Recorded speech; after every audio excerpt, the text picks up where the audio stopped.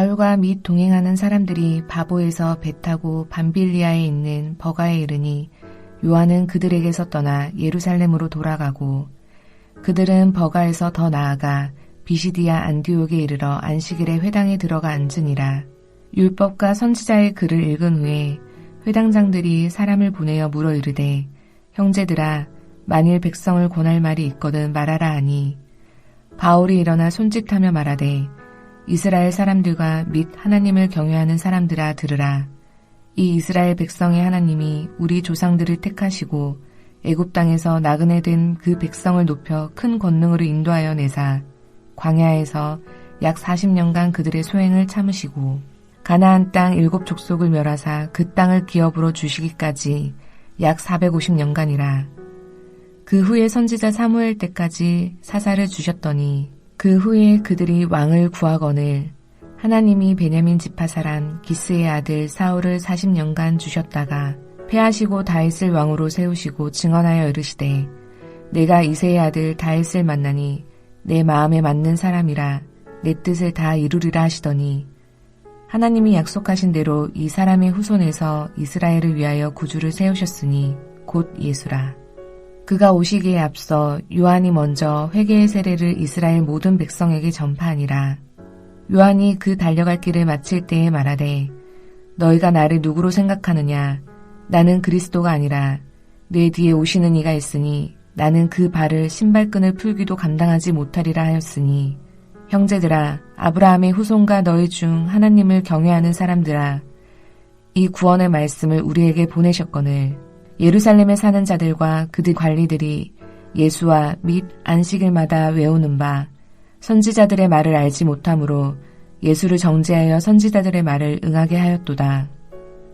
죽일 죄를 하나도 찾지 못하였으나 빌라도에게 죽여달라 하였으니 성경의 글을 가리켜 기록한 말씀을 다 응하게 한 것이라.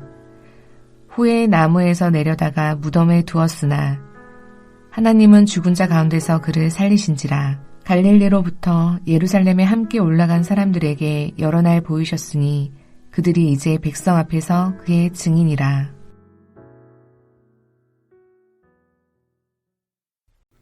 바울의 1차 선교 여행은 수리아 안디옥에서 출발해서 실루기아 구브로 섬의 살라미 바보를 거쳐 이제는 배를 타고 튀르키예 항구 도시인 아탈리에 도착한 후 밤빌리아의 버가 지역으로 갑니다.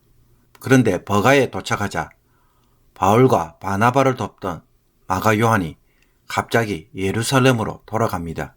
왜 마가 요한은 선교를 시작하자마자 갑자기 중단하고 되돌아갔을까요? 정확한 이유는 알 수 없습니다. 어떤 학자는 비시디아 안디옥으로 가기 위해서는 타우루스 산맥을 넘어야 하는데 고된 선교 여행으로 인해 너무 힘들어서 돌아갔을 것이라고 추측하기도 하고 또 어떤 이들은 바울이 선교의 주도권을 잡고 진행하자 여기에 불만을 가지고 돌아간 것이 아닐까라고 추측하기도 합니다. 정확한 이유는 알 수 없지만 분명한 것은 마가가 책임없는 행동을 했다는 것입니다. 이 일로 나중에 바울과 바나바가 심히 다투고 갈라지게 됩니다. 훗날 마가가 바울에게는 없어서는 안 될 동력자가 되었지만 지금은 수행원 역할을 감당하지 못하고 돌아갑니다. 그러므로 선교에 대한 명확한 사명이 없으면 어떻게 됩니까? 준비되지 못한 마음에 그냥 따라가게 되면 주변 상황에 흔들릴 수밖에 없고 또 중간에 이탈함으로 동력자들에게 어려움을 줄 수밖에 없습니다. 고난이 있을 것을 알고 준비하는 마음이 있으면 얼마든지 상황을 이기지만 고난을 준비하지 않는 마음은 모든 일을 포기할 수 있는 이유가 됩니다. 지레짐작으로 자기 스스로 포기하는 것입니다. 그러니 고난이 올 것을 알고 준비된 자세는 모든 상황을 극복하는 용기가 됩니다. 비록 버가에서 마가 요한과 헤어졌지만 바나바와 바울은 타우루스 산맥을 넘어서 버가에서 북쪽으로 160km가 떨어진 비시디아 안디옥에 도착합니다.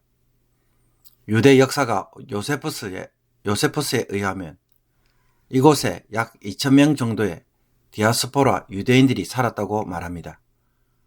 바울과 바나바는 안식일에 유대인들이 모이는 회당을 방문하여 참여합니다.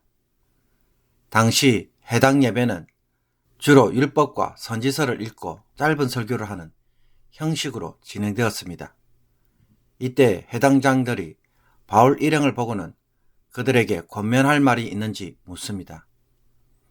해당장의 제안을 복음 전파의 기회로 삼은 바울은 16절부터 41절에 이르는 설교를 합니다.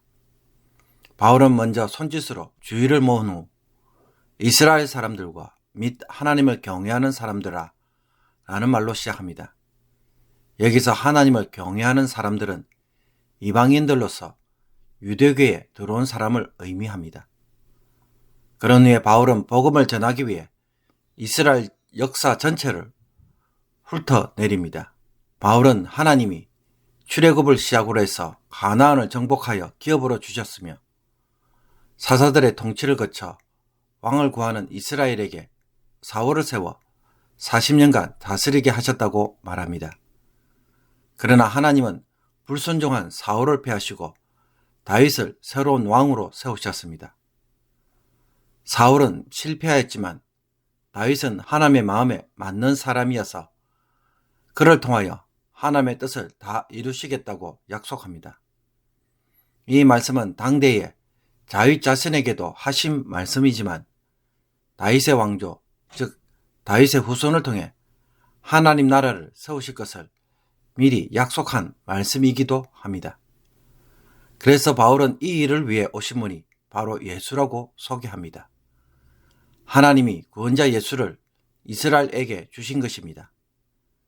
이 예수에 대하여 세례 요한이 먼저 와서 회개의 세례를 전파하였고 자기 뒤에 오시는 분이 그리스도시며 자신은 그의 신발끈조차 풀기도 감당할 수 없다고 말하였습니다.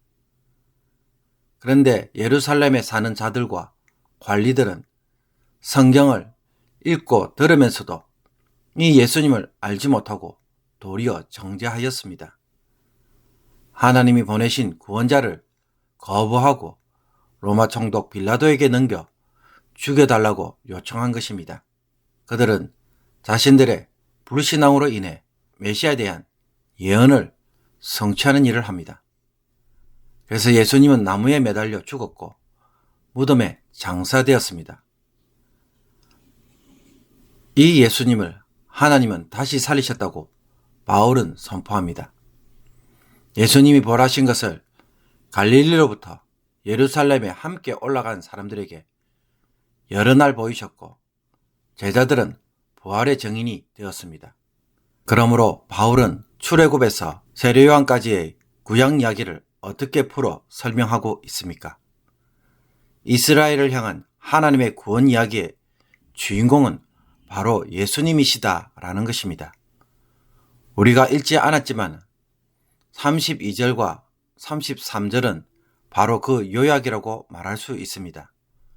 우리도 조상들에게 주신 약속을 너희에게 전파하노니 곧 하나님이 예수를 일으키사 우리 자녀들에게 이 약속을 이루게 하셨다 함이라. 즉 구약의 모든 약속은 예수님에 대한 약속이며 약속대로 예수님이 이제 그들 가운데 오셨다는 것입니다. 하나님은 이스라엘 백성들이 기대했던 나라를 예수님을 통해 세우시고자 약속하셨고 이것을 성취하였습니다. 그러나 정작 유대인들은 이 예수님을 배척하였고 십자가에 못 박았습니다. 하나님은 이 예수님이 진짜 메시아 되심을 부활을 통해 증거하셨고 제자들은 그 증인들입니다. 이것이 바울이 유대인들에게 말하고 싶었던 설교의 핵심입니다. 바울은 유대인들에게 이스라엘 역사를 통해 하나님 나라를 이야기하지만 이것은 우리의 삶에도 동일한 이야기입니다. 우리도 지금까지 계속해서 내가 주인된 삶을 세우려고 했으며 이 삶은 하나님을 대적하고 무시하는 삶의 방식입니다. 내가 다른 사람들과 잘 지내고 윤리적으로 문제가 없고 그 어떤 잘못을 저지른 것이 없어 보여도 내 중심으로 사는 것 자체가 하나님을 대적하는 것이기에 제 가운데 사는 삶입니다. 이런 우리의 삶에 대하여 하나님은 예수님을 어떻게 세우셨습니까? 나에 대해서도 주와 그리스도로 세우셨습니다.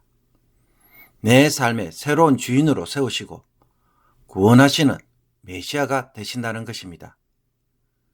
그러므로 우리의 선택지는 둘 중에 하나입니다.